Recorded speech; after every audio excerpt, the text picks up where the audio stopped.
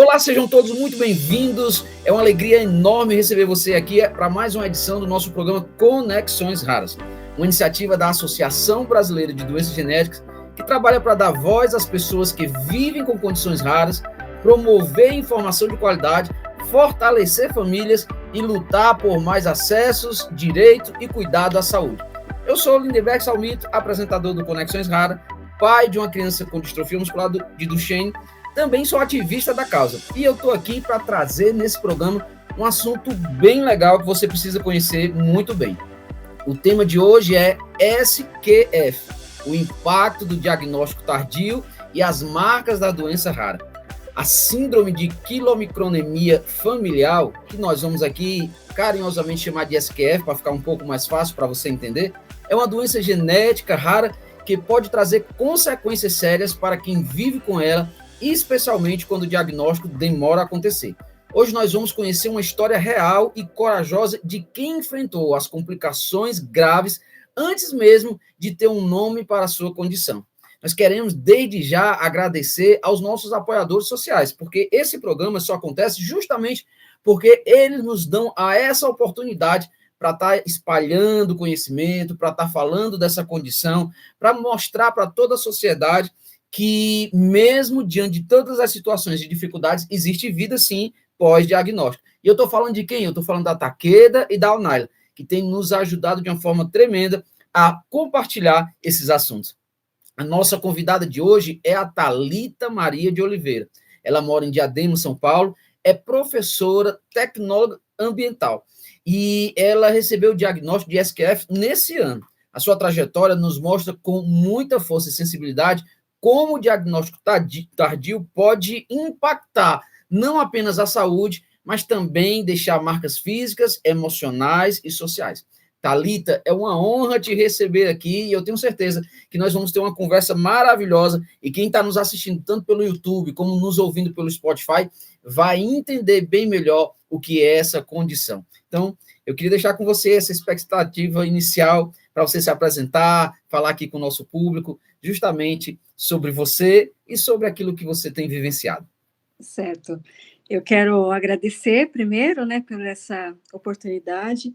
Eu acho que é uma oportunidade necessária, né, porque a gente precisa, de fato, divulgar, né, e falar, né, ser porta-voz, talvez, dessa doença, né, esclarecer e facilitar, né, os caminhos para outras pessoas, para que elas tenham uma história menos complicada, né, uma trajetória com menos pedras aí para seguir, né, eu acho que é esse o objetivo. Uma das situações mais difíceis dentro dessa questão da condição rara, das doenças raras, é justamente chegar a um diagnóstico. A gente sempre tem sofrido, até porque, diante dos sintomas, sempre vai ser levado para um diagnóstico que todo mundo conhece. Até que venha um estudo, venha mergulhar, a gente precisa fazer vários exames, e aí cada pessoa passa por um tempo que, às vezes, não é o tempo que nós queríamos, porque quanto mais rápido a gente conhece o diagnóstico, mais qualidade de vida a gente tem. Aí, Thalita, nós queríamos saber justamente como foi esse caminho, né, de você chegar até o diagnóstico de SQF, quais foram as etapas, situações que marcaram esse processo e que hoje faz você caminhar sabendo daquilo que tem. O diagnóstico do SQF eu tive esse ano, né, por meio de um teste genético que eu consegui fazer, mas antes disso, eu tive episódios aí de pancreatite, né, onde eu tive duas pancreatites, uma em 2017 e a outra em 2023. E aí, desde 2017, que foi quando surgiu aí a primeira pancreatite, que aí começou a olhar com maior atenção, né, a questão dos exames em relação ao triglicérides que estavam altos, mas ninguém sabia me dizer o que exatamente era, né? Então, o que eu tive foram só testes de medicamento, aquela informação assim, ó, seu triglicérides está muito alto, toma esse medicamento, faz essa dieta para ver se diminui, né? E nisso, meus triglicérides ficaram aí nos índices de 5.000, 7.000, fiz até a dieta low carb, né, porque a orientação que me deram é que o triglicérides ele era alto por causa de muito carboidrato, né? Então, toda a minha dieta, ela era para restrição de carboidrato e utilizando as gorduras boas, né? Mas não tinha resultado, né? Eu tomava ômega 3, também não tinha resultado. Pedia para fazer atividade física, fazia atividade física e não tinha resultado. Até descobrir que é a SQF, né, a questão principal do SQS é o organismo não fazer a quebra de gordura, né? Então, o que a gente precisa fazer é uma dieta com limitação de gordura, inclusive as gorduras ditas como gorduras boas para a saúde, né? Então, para mim, não é bom, né? Então, assim, quem tem SQF, eu acho que quem tem doenças raras, independente de qual seja ela, o tratamento, ele precisa ser mais padronizado, né? Ele não pode ser colocado num olhar como o da maioria, porque a gente é diferente, né? Então, eu acho que esse é um dos desafios, né? Um dos desafios. A gente sabe que essa correria, esse caminho para o diagnóstico, antes de acontecer, antes de definir, antes de colocar lá no laudo, a gente vai sofrendo bastante. E até descobrir, né, até chegar com o diagnóstico, essa consequência tardia, você pode passar para nós quais foram os impactos que você sentiu, ou que marcaram a sua vida, ou se tem algum sintoma importante que você quer falar, que por conta da demora do diagnóstico, você vivencia ou ficou marcado, para que a gente possa entender e compreender um pouquinho melhor? Sim, eu acho que tem vários aspectos, né? A própria pancreatite, que a dor é absurda, né? Assim, é uma coisa muito, muito ruim, os próprios sintomas mesmo, dor, né? Vômito. Eu lembro que a segunda pancreatite, os sintomas foram diferentes, né? A primeira, eu vomitava muito, né? A segunda, eu não vomitei, então eu não achava que era pancreatite. Então, assim, eu não sabia o que eu tinha, né? Não sabia o que era SQF, não sabia nada, mas em 2023 eu comecei a sentir os sintomas de muita dor, mas não era igual à primeira. Então eu falava, bem, não é pancreatite, mas o que é? Né? E é muita dor, né? Dor abdominal, a dor ela lastra para as costas, né? Um mês antes, eu senti uma dor muito parecida, né? Fiz vários exames. O que os médicos disseram para mim é que era uma dor muscular. Então, eu tomei medicação para dor muscular e não era, né? Já era os indícios, né? Da consequência, né? De não estar tratando direito a SQF.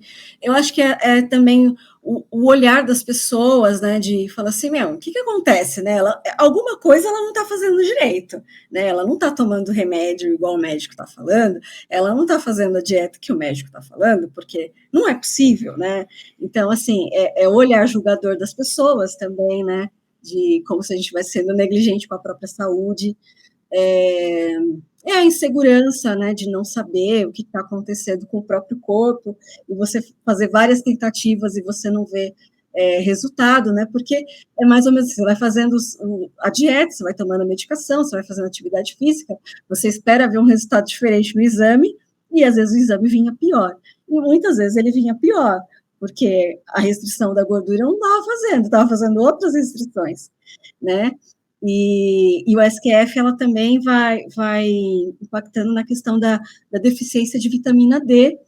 Então, a vitamina D, você vai ficando cansado sem fazer muito esforço, né? Então, vai afetando outra questão, né? A fadiga, você vai ficando cansado. E aí você fala, mas o que eu estou fazendo, né? Que eu estou ficando tão cansado. Se bem que a gente leva uma vida corrida, né? Mas não justifica o cansaço. Você fala, nossa, tô morta e não fiz nada, né? Então, são algumas questões que são complicadas. Fora você ter que ir, né? Vai no hospital, vai em consulta, vai no médico. A resposta, você não tem resposta nenhuma. Você sai com mais dúvidas do que você entrou. Aí você vai em outro, diz para você trocar medicação, faz outra coisa. E parece que você está andando na escuridão, né? Sem saber aonde você vai chegar. Isso vai gerando uma certa angústia, né? Porque você não sabe o que você está fazendo. E a gente sabe que toda medicação tem efeito colateral.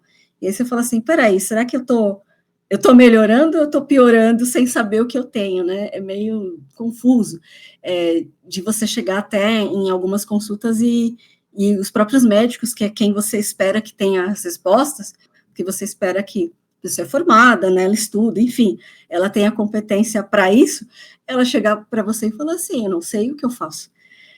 Então, aí você fala assim, poxa vida, se aquele profissional está dizendo para mim que ele não sabe o que faz, o que eu vou fazer, né? A segunda pancreatite, ela foi bem mais complicada. Eu tive, o meu organismo, ele totalmente descompensou, né? Então, começou a falhar vários órgãos, então eu tive que ficar entubada, eu fiquei entubada mais de 20 dias, né? E aí tive que fazer hemodiálise, peguei pneumonia, arritmia, assim, o corpo descompensou totalmente, né? E aí a gente fala assim, nossa, milagres, né? Os milagres, eles acontecem diariamente, só que alguns milagres a gente não dá muita importância, e tem aqueles, assim, que a gente olha e fala, opa, peraí, né? Algo de fato aconteceu.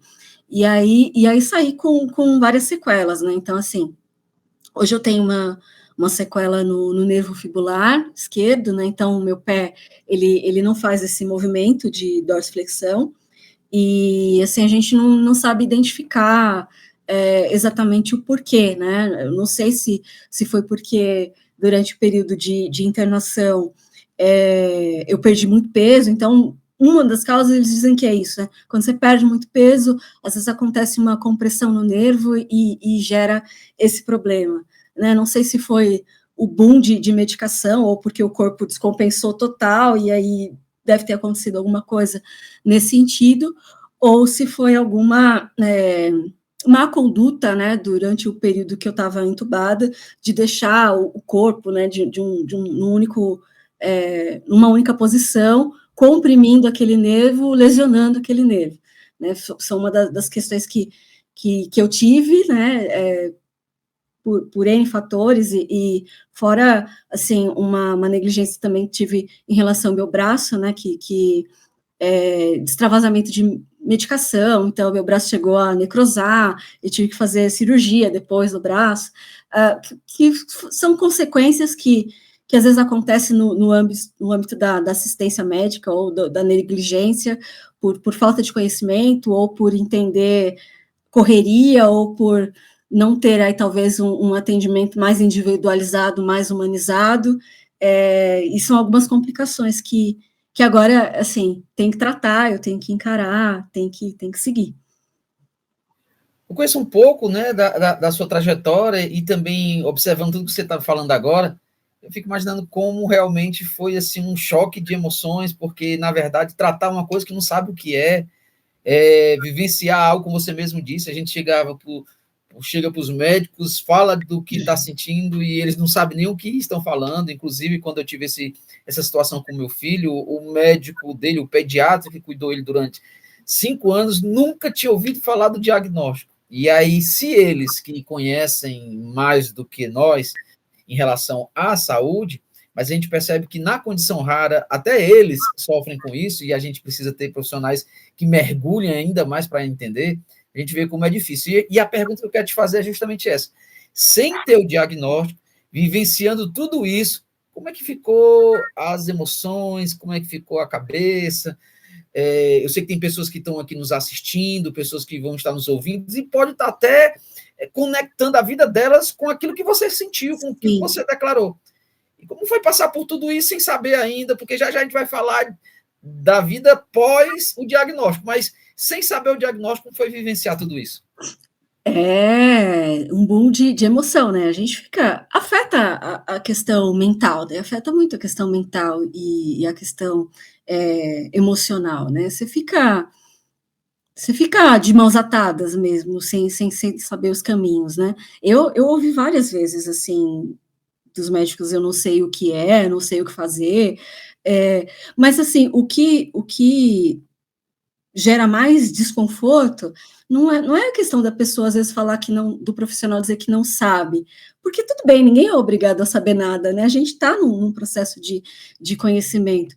O que dói mais às vezes, você perceber que não tem uma empatia de dizer assim, vou procurar, eu vou colocar essa informação na minha equipe médica, entre os meus amigos, entre os hospitais, entre os congressos, para ver se eu acho alguma coisa referente a isso. Eu sentia muito assim, não sei o que é, e meio que, com o perdão da palavra, se vira aí, né? E aí você fala, peraí, mas né, como é que eu vou me virar se eu não sei nem para onde seguir? Então, assim, eu sei que também o caminho, né, da saúde, a gente tem vários muros, né, vários desafios para a gente também tentar quebrar, mas tem profissionais e profissionais, assim, às vezes a gente encontra pessoas muito comprometidas, que é um divisor de águas, assim, é uma luz, né, que nos dá também uma certa tranquilidade, e às vezes a gente encontra profissionais que assim, ele tira um pouco de luz que você tem para poder seguir, né? E se você, às vezes, não tem uma rede de apoio, ou se você não busca se fortalecer pelos meios daquilo que você acredita, você meio que desiste mesmo do caminho, né? Você tende a desistir da trajetória. Então, isso é muito ruim. Lisa, agora, depois de todas essas emoções, depois de toda essa vivência, internações, complicações, quando você recebeu o diagnóstico, qual foi o sentimento? Qual foi a reação em saber o que agora, a partir de agora, sabia lidar? Agora sei, agora eu vou seguir um protocolo, não sei nem se tem protocolo ainda, mas como foi a emoção ou a sensação de ter algo definido? São várias situações, né? Assim, primeiro você tem a situação de alívio, porque agora você tem o que falar, né? Se as pessoas falam assim, nossa, mas o que acontece? Eu falo, não, eu tenho SQF. Porque às vezes acontecia, por exemplo, eu fazia exame de sangue, e aí porque o sangue fica uma capa de gordura mesmo. E aí o enfermeiro tá lá tirando seu sangue, ele fala, nossa, o que tá acontecendo? Que seu sangue tá estranho, não sei o quê. E você fala, não sei, né? Aí você tem o visual e fala, não sei. Agora você consegue até... eu consigo falar, né? Olha, eu tenho essa síndrome, SQF, é isso que acontece. E aí você fica meio professor, né? Divulgando algumas questões que algumas pessoas não sabem. Eu acho que isso facilita, né? Me facilitou a questão da procura. Na verdade, assim, eu descobri a partir do diagnóstico que eu tenho a SQF, que eu comecei a pesquisar. Que chegou no momento que eu falei assim, eu fiquei muito debilitada, e eu falei, bem, eu tentei por um caminho, e eu não tive as respostas, então vou começar a pesquisar. E aí comecei a pesquisar, e aí achei associações, aí achei que existia algo parecido com o que eu tinha, que era a SQF, mas eu não tinha certeza que eu tinha. Aí me cadastrei numa equipe de voluntários para fazer teste experimental de medicação. Então, assim, eu fui fazendo vários processos, porque eu falei, bem, eu estou no nada, o que eu consegui é lucro, né, para achar a resposta. E aí, assim, a primeira sensação é de alívio, porque você sabe agora o que você tem, bate um pouquinho de revolta, você fala, poxa vida, né, se tivesse tido esse diagnóstico antes, talvez eu não teria passado por todos esses processos, teria aliviado algumas dores, né, facilita algumas coisas, porque agora eu sei, né, que a questão é a questão que o organismo ele não quebra gordura, então você tem que diminuir muito o consumo, se eu não me engano, 10 gramas, 15 gramas que você pode consumir, é uma quantidade muito baixa, né, de gordura que você pode consumir diariamente, mas ao mesmo tempo ela gera uma preocupação, porque eu descobri a partir da associação, né, da BSQF, que eu consegui encontrar, que é uma rede de apoio super interessante, porque tem várias pessoas que têm a mesma, e aí assim, você está na mesma tribo, né, compartilhando das mesmas dores, dos mesmos assuntos, facilita o diálogo, porque você fala, a pessoa fala, eu sei como que é, eu já sei, então você não fica meio... se sentindo um ET no mundo, né? Assim, as pessoas compartilham da mesma dor, né? Das mesmas alegrias e das mesmas dores. Mas aí a gente descobriu, né? Eu descobri por meio deles que existe uma medicação, né? Que faz, que ela atua fazendo essa quebra, né? No organismo, né? Para ter uma melhor qualidade de vida. Mas é assim, eu enfrento agora uma outra batalha, né? Porque essa medicação ela não tem disponível aqui no Brasil, você tem que solicitar liminar, você tem que ir por meio de processo. Então, eu estou nesse caminho agora, né? Desse outro caminho de pedras, né? De descobrir, de tentar, né? De ir para processos judiciais, enfim, para ter essa medicação para facilitar, né, a questão da qualidade de vida mesmo, para poder viver melhor, para poder ter uma rotina, né, de vida mais saudável. Né, porque por mais que a gente fale assim, tem a restrição de gordura, né, que você tem que ter, a sociedade ela não tem essa restrição. Então, você não consegue comer em qualquer lugar, você não consegue ir para qualquer lugar. Então, você tem que sair com as suas marmitinhas, dependendo do lugar que você vai, você tem que se preparar para isso. Isso gera alguns impactos, né? Porque você não sai com um negócio assim, tenho SQF, né? Tenho tal coisa.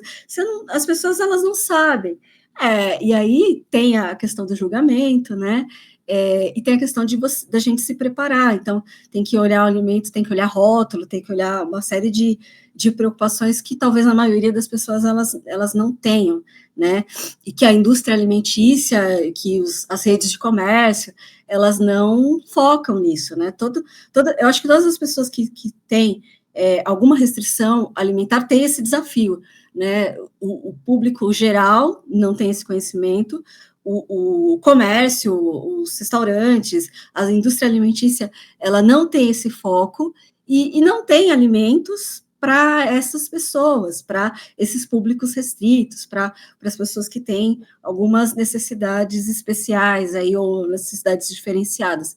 Então, abrir um leque, talvez, de possibilidades, né? A gente tem, eu procuro. Claro que não é todos os dias que eu consigo fazer isso, né? Tem dia que a gente tá legal, tem dia que a gente não tá. Mas eu procuro colocar na minha cabeça, assim, eu tenho 2 caminhos, ou eu me lamento, ou eu busco alternativa. E aí eu procuro buscar alternativa, porque é menos dolorido, né? Se eu me afogar nas dores, dói mais, né? E é mais difícil. A gente percebe que, diante da sua narrativa, daquilo que você tem falado, o diagnóstico deixou tanto marcas físicas, emocionais, sociais, mas eu te pergunto, qual é que você acha mais desafiadora? O que é que, durante o dia a dia, qual é aquela que tem mexido com você? Eu acho que todas, né? Não sei se dá para selecionar, eu acho que elas caminham de mãos dadas, né? Acho que todas elas são desafiadoras. Já foram mais, né? Acho que agora é mais fácil, que você tem como compartilhar e você tem os caminhos, né? Você sabe o que fazer, né? Então, assim, por mais que seja desafiador, que foi essa questão que eu falei da restrição, é mais fácil porque você sabe o que fazer, e antes você não sabia, né? Eu acho que uma das questões também que é difícil, quando você fala assim, a doença, ela te traz ali a restrição da gordura, né? Você fica assim, o que eu como? Né? Então, dá assim, medo de comer. Né? Acho que talvez para as pessoas que têm a síndrome, seja a primeira situação, né? Medo de comer. Aí depois você entende melhor as coisas e aí você vai dividindo, né? E aí você vai criando planos. Claro que você vai buscando profissionais também que consiga te dar esse suporte, e aí vai ficando mais fácil, né? Talvez, assim, hoje, o que talvez eu tenha com maior angústia é a questão do medicamento. Porque você sabe que tem, você sabe que é de difícil acesso, você sabe que você tem um caminho para percorrer, mas a gente tem uma série de burocracias, né? Você tem a questão judicial, você tem a questão governamental, e aí você fala assim, é um peixinho no meio de tubarões, aí no meio dessa disputa, né? Então, eu acho que esse é hoje o que me gera mais angústia, é isso. Desafios são todos os dias, assim, as pessoas não conhecem os bastidores, né? A gente tem enfrentado situações complicadas, inclusive esse período agora da minha vida é um período onde meu filho está passando por uma transição muito difícil, porque ele está perdendo os movimentos. E aí ele, para entender tudo isso, para mexer com ele não tem a mesma capacidade da gente parar, analisar e tentar alguma coisa. Mas a gente vai aprendendo a lidar com essa vida, mesmo com as dificuldades. E eu pergunto aqui para você, nessas suas experiências, né, como foi que se mudou alguma coisa, a forma de você enxergar a vida, da sua rotina, a ideia de como você aprende a lidar com essa situação, porque, por exemplo, aqui a gente vive em hospitais e eu faço de cada visita de hospital como se fosse uma diversão. A gente vai, se diverte, brinca, depois de toda consulta a gente vai para um shopping, a gente faz com que aquele momento de sacrifício, né, em meio aos nossos bastidores, às nossas lutas, a gente valoriza cada abraço, cada palavra, Como é que você enxerga a vida hoje? Como é que você transmite hoje? Como é a tua rotina hoje, dentro dessa perspectiva que com certeza mudou? Sim, sim. Mas eu acho que o caminho é esse mesmo, a gente tem que enxergar a beleza das cores, né, enxergar a beleza das coisas. Cada um tem uma cruz para carregar, né, então, assim, cada um tem um desafio, tem uma dificuldade, e assim, hoje eu procuro dar mais valor às coisas, né? Acho que até antes de eu ter a certeza do diagnóstico, acho que quando eu tive a segunda pancreatite, que foi bem complicada, ela me tirou várias questões de mobilidade, né, que a gente vai batalhando e vai adquirindo aos poucos, mas faz com que a gente valorize mais a vida, a gente dê atenção àquilo que de fato é importante, né? Porque às vezes a gente se estressa, a gente coloca muito peso, né? Em algumas coisas que você fala, mas no final, daqui a uma hora, um dia, você esquece, não é tão importante assim, né? Então, você dá mais importância às pessoas, à questão familiar, né? Ao estar junto. É isso, né? Assim, de agradecer, né? As pequenas vitórias, talvez, assim, do meu ponto de vista, seja complicado, mas talvez do ponto de vista de uma outra pessoa não seja tão complicado assim. Então, eu acho que também são oportunidades da gente compartilhar. Cada um, existem pessoas que têm síndromes e outras situações mais desafiadoras também, que às vezes entra até não só na questão da própria doença, mas questões econômicas, questões sociais que vão dificultando a elas o acesso, né, e até essas disponibilidades, e eu acho que faz com que a gente enxergue melhor as coisas, né, valorize melhor as oportunidades que a gente tem, enxergue melhor os desafios que a gente tem, mas talvez não ficar num mundo só de lamentação, mas de abrir caminhos mesmo, de proporcionar. Eu acho que foi aquilo que eu tinha te falado antes, assim, não é fácil, né? Então, assim, tem dia que a gente está legal, tem dia que a gente não está. Mas se a gente tem possibilidades de abrir portas, de abrir caminhos, de facilitar para que outras pessoas tenham uma melhor facilidade, consiga ter um melhor acompanhamento, existe um paraquê das coisas, né? Então, por que pegar essas informações ou pegar essas coisas e esconder, sendo que a gente pode compartilhar e trazer melhor qualidade de vida para um grupo maior de pessoas, né? Então, é um momento assim que eu não penso só em mim. Claro, eu penso em mim, na minha família, né, nos meus amigos, naquilo que eu quero viver, né, que tem muitas coisas para viver, mas o que a gente pode proporcionar para as outras pessoas que também estão aí, para as outras que virão, né?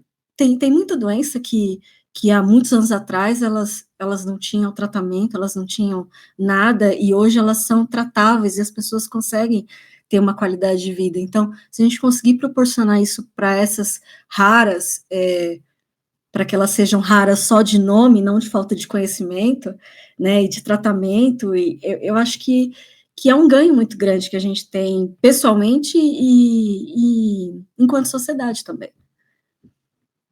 Aproveitando esse momento que você tocou sobre a questão de pessoas, e até mesmo você citou antes de conhecer o diagnóstico, das suas pesquisas, que uma coisa que fez muita diferença para a gente foi encontrar alguém com a mesma situação. Não porque a gente estava querendo descarregar, mas justamente porque, assim, existe alguém que passa pelas mesmas coisas e pode facilitar a minha vida.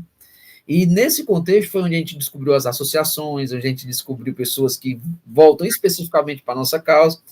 E como foi esse momento, né, para você? Como foi a experiência? Como a participação, essa questão de buscar o apoio, a rede de suporte? Como é que é essa experiência de ter uma vida agora, além de descobrir o diagnóstico, viver com outras pessoas na mesma situação e receber o apoio das associações? É muito bom, sabe? É muito bom. Que é como que eu tinha falado, assim, parece que a gente está meio sozinho, né? E quando você está na associação, você conhece pessoas, claro que assim, você vai adquirindo mais conhecimento, porque vai te abrindo possibilidade de coisas que você não sabia, te dá mais segurança para você caminhar no dia a dia, porque você tem mais acesso, né, a algumas informações. Você saber que existem pessoas que também têm e que passaram pelo mesmo problema, ou que têm problemas semelhantes, ou situações semelhantes, não sei se a palavra certa é essa, mas ela dá um conforto no sentido de compartilhar, no sentido de estarmos no mesmo barco, e no sentido de um apoiar o outro no dia a dia, né? A ideia de não estar sozinho, né? A ideia de não estar sozinho, a ideia de não estar sozinho. E não a questão também de egoísta, assim, eu não estou sozinho, não sou só eu, mas a questão de, assim, poxa vida, existem essas pessoas que elas estão me dando as mãos, e eu também tenho condições de dar as mãos para elas e a gente caminhar junto. É numa questão também de fortalecimento, né? Não num fortalecimento individual, mas um fortalecimento coletivo. Eu acho que isso é muito, muito importante, né? Porque é a montanha-russa, né? São altos e baixos. Então, assim, às vezes acontecem situações que tá tudo bem, às vezes acontecem situações que não tá, e às vezes a gente fica muito naquele universo, naquele momento que a gente está vivendo, e a gente não enxerga as outras possibilidades, né? E às vezes você ter pessoas que estão sentindo ou tendo a mesma experiência, ou experiências semelhantes, elas te dão um novo olhar, né? É como se a gente se realimentasse para não desistir, para não olhar só o lado chato da coisa, mas buscar olhar o lado bom, né? E viver o dia a dia mesmo, né? Viver o hoje, né? Viver o hoje, de maneira plena, né? Que eu acho que é o desafio que a gente tem enquanto ser humano, independente de ter SQF ou de ter síndrome rara ou não. Eu acho que o desafio do ser humano é esse, né? Viver o hoje. Às vezes a gente fica muito preso ao passado, ou fica muito presente ao futuro, e não está presente nas coisas, com as pessoas, nas atividades. Eu acho que é isso. A conversa que a gente está tendo aqui, ela está sendo tão boa que o tempo passa e a gente nem percebe, né? Eu queria deixar aqui a última pergunta para ti, diante do que lançaram para nós, é que se você tivesse a oportunidade, né? A gente está na semana onde a gente fala da pessoa com deficiência, eu já tive algumas oportunidades de palestrar essa semana, de falar, de trazer, e eu queria deixar contigo aqui, porque aqui profissionais nos assistem, pessoas que têm o diagnóstico nos assistem, outros diagnósticos, pessoas que estão envolvidas de alguma forma estão nos assistindo. E eu queria deixar para você justamente isso. O que você gostaria de que os profissionais de saúde ou a própria sociedade compreendesse melhor sobre o seu diagnóstico de SQF e a realidade de quem recebe esse diagnóstico de uma forma bem tardia? Quais são as palavras que você quer trazer aqui para nós e para quem está assistindo, para que o que você considera importante elas saberem? Em relação à síndrome, você fala? Em relação a justamente a questão dos profissionais e da sociedade sobre o seu diagnóstico específico, né? De como eu, por exemplo, às vezes me deparo na situação do diagnóstico do meu menino, que quem vê ele sentado acha que não tem aparentemente nada, mas a partir do primeiro movimento dele, aí já gera. Então, nós temos a complicação, às vezes, de entender, um profissional entender que ele não pode esperar por muito tempo num ambiente de fila, porque ele não tem força para ficar de pé, ele não pode, quando hoje ele não quer mais andar num dispositivo que ele tem, que é uma scooter, porque onde nós andávamos, as crianças amavam ver aquela forma lúdica, uma cadeira de roda num estilo de moto, mas quando os adultos viam, né, na sociedade, abriam a boca perto dele, dizendo que aquilo ali era para quem é aleijado, e machucava muito.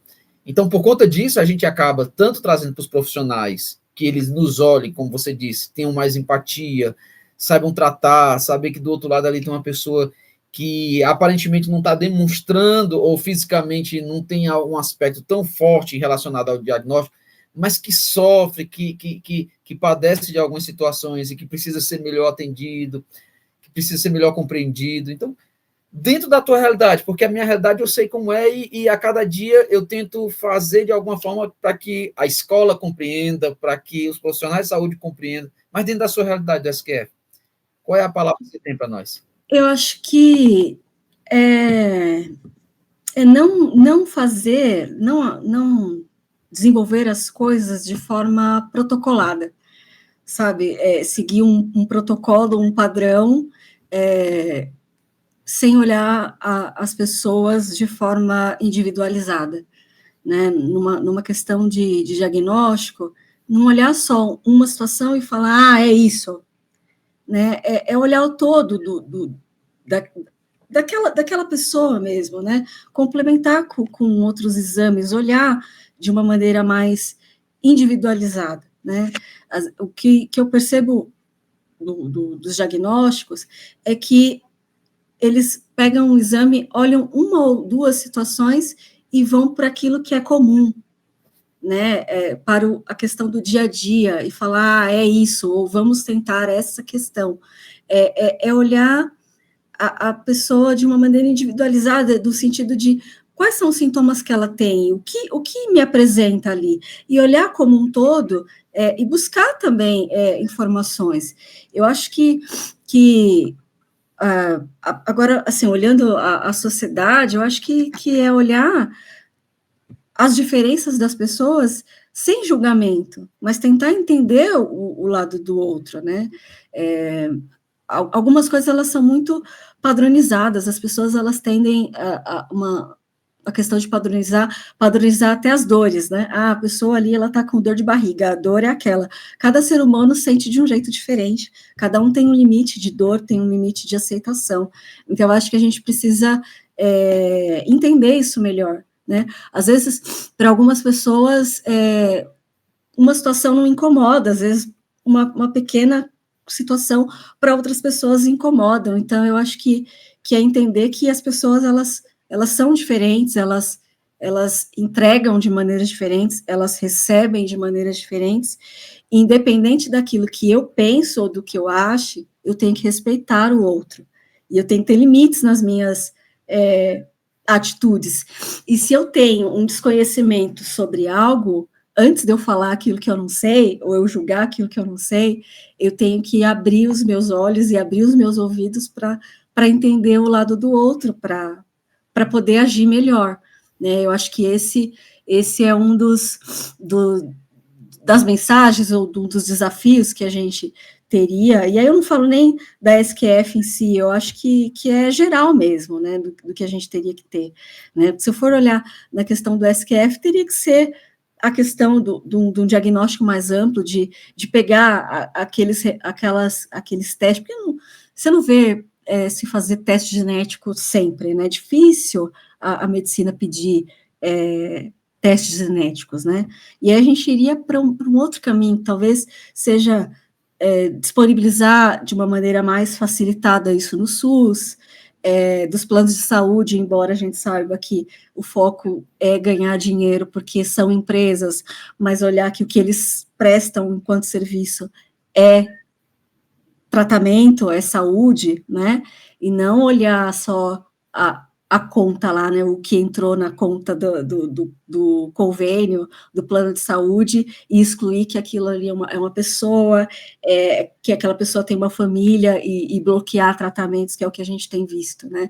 Então, é olhar de uma maneira mais humanizada. Eu acho que é isso que a gente precisa. A gente vive num mundo que a gente precisa do dinheiro, sim, para se alimentar, para fazer as coisas, enfim, mas eu acho que isso não pode ser o centro das decisões.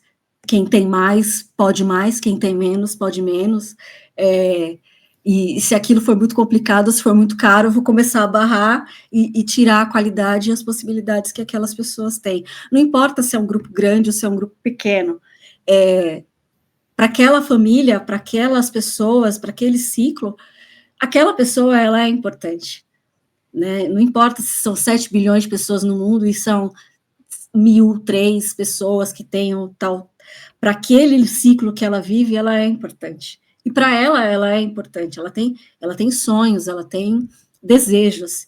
E eu acho que isso precisa ser valorizado. Thalita, eu quero te agradecer por compartilhar conosco essa sua experiência, sua vida, com tanta coragem, tanta sensibilidade. A sua voz, ela representa muitas outras pessoas, né, que também tanto enfrentam a questão da SQF, como qualquer patologia rara, né, qualquer diagnóstico, e que passa por situações semelhantes, né, por conhecer o diagnóstico de uma forma tão rápida, não, tão devagar, né, tão tardio. Eu gostaria de deixar contigo uma mensagem final, umas considerações finais, o agradecimento, porque para mim foi muito enriquecedor ouvir você participar desse momento, saber da sua situação e de como você tem superado, e pode ter certeza que hoje entra no meu rol de inspirações, de saber, né, de conhecer um pouquinho mais sobre o diagnóstico, de poder facilitar a vida de alguém mais. Muito obrigado, viu? Nós temos muito a agradecer a você. Imagina, eu que tenho a agradecer. Sou chorona, gente, sou muito chorona, então eu choro por várias coisas, assim. A minha mãe até brincava, falava assim, você é manteiga derretida, né? Se tiver um monte de gente chorando, eu tô junto. Mas eu agradeço muito, assim, a oportunidade, né, que a gente tem de compartilhar, de aprender mais. Aprendi também com você, né, com o que você compartilhou em relação à sua vivência. Eu acho que nos faz mais humanos, eu acho que isso é importante. Que bacana. E assim a gente encerra por aqui mais uma edição do nosso programa Conexões Raras, com a certeza de que cada história compartilhada nos ajuda a compreender melhor os desafios das doenças raras e a importância do diagnóstico precoce. Mais uma vez, nós agradecemos aqui a Thalita pela generosidade de dividir a sua história, a sua trajetória conosco, e também queremos mais uma vez agradecer aos nossos apoiadores sociais, que é a Takeda e a Unai, e por eles continuarem acreditando em nós, por seguirem fortalecendo essas iniciativas que promovem informação, acolhimento e visibilidade. Se essa conversa, né, que tive com Thalita, se esse assunto interessou a você, compartilha, porque pode ser que tenha algum amigo, alguém da família, alguma pessoa próxima a você, que pode ter passado ou está passando por essas situações atrás, tentando descobrir um diagnóstico. Então, curte, compartilha, divulga a nossa causa, porque a gente tem justamente essa premissa de achar que quanto mais conhecimento, mais rápido nós vamos trazer qualidade de vida para essas pessoas. Então, nos ajude a ampliar a rede de apoio, a garantir que ninguém se sinta só e a reforçar a importância de olhar com atenção para cada paciente. Então, fica aqui o meu agradecimento a você que também nos acompanhou nessa conversa e que a gente possa se ver no nosso próximo episódio, que a gente possa mais uma vez estar junto, porque temos muito a informar. E não se esquece, existe vida, sim, pós-diagnóstico. Um beijão no coração e até a próxima, se Deus quiser. Tchau, tchau.